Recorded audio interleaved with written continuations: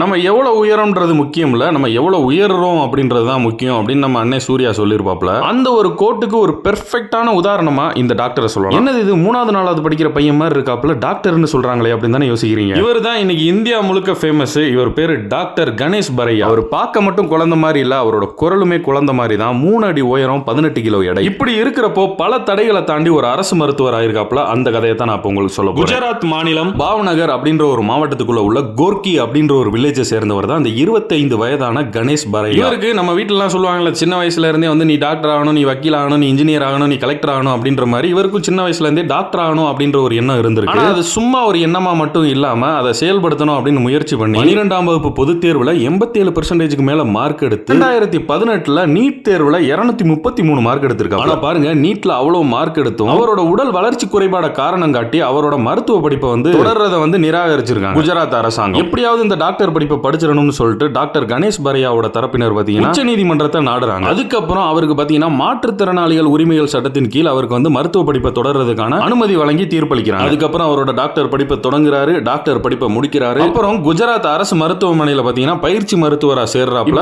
அரசு மருத்துவ அதிகாரியா மாறி இருக்காரு. ஒரு சமீபத்தில் அளிச்ச பேட்டியில சொல்லியிருக்காப்ல, முன்னாடிலாம் நான் உயரம் கம்மியா இருக்கிறதுனால என்கிட்ட வந்து மருத்துவம் பார்க்கறதுக்கே யோசிச்சாங்க. ஆனா எனக்கு அவங்க மேல கோவம்லாம் இல்ல, அது வந்து மக்களோட இயல்பான மனநிலை தான். ஆனா இப்ப நிறைய பேர் ஆர்வம் காட்டுறாங்க என்கிட்ட வந்து மருத்துவம் பெறதுக்கு அப்படின்னு சொல்லியிருக்காப்ல. எவ்வளவு உயரங்கிறதுலாம் முக்கியமே இல்ல சார், எவ்வளவு உயர்றோங்கிறது தான்